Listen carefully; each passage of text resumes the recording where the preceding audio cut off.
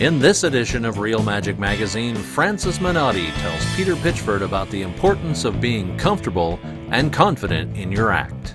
I think one of the most memorable moments I ever had, which was a moment that made me realize that I'm comfortable with where I am and who I am as a performer at this point, was a few years ago at Monday Night Magic in New York. Todd Robbins, who was emceeing that night, came into this dressing room and he said, "Oh, by the way, just so you know, there are a couple people in the audience. Topaz is in the audience tonight." And then he said, "Oh yeah, by the way, Lou Reed is also in the audience."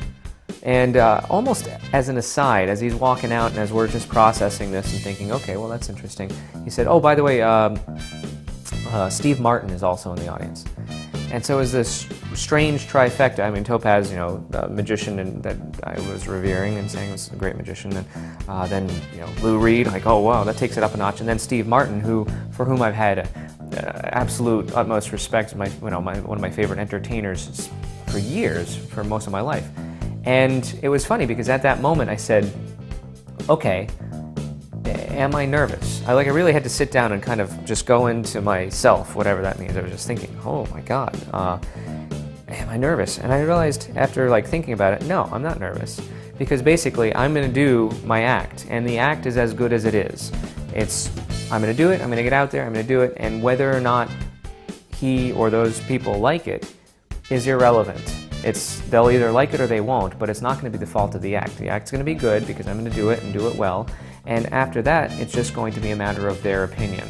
And we have a new column in this issue, Stronger Magic, with Tyler Erickson. The first thing that we're going to talk about is the concept of wand cover. Very, very simple concept. The idea is whenever you have something hidden in your hand, you will hold something else at the same time. So the audience is aware of the thing you are holding, but not the thing that you are concealing. So worry less about where the palmed object is and more about, are you holding on to something? Because the truth of it is, as soon as you lose your wand cover, the hand that has something will never look as good as the hand that has nothing. If you're trying to portray your hand as empty, it becomes much, much easier to do so in a convincing fashion as long as you have something in your hand. Also in issue 40, Kainoa Harbottle discusses the growth of magical thought. Christian Painter tears up some cards to good effect. Bill Wish shares Slidini's open and shut vanish. And Doc and Cosmo discuss finding the little bits of gold that add humor to your act. Yeah, I used to have this thing at the tower, you know. I always had a backup bartender work with me, you know, and I'm doing the thing, suddenly somebody would say something, and it's like, oh boy, the whole crowd went nuts. They go, write that down, will you? You know, everybody laughed, just like you laughed. You know what, the laugh's on you, because when you're out of there and we're sweeping up and like, hey, I was right in the middle of that one routine where I did the 3-card Monte thing. What did the guy say? Oh yeah, you know what, tomorrow night, you say that.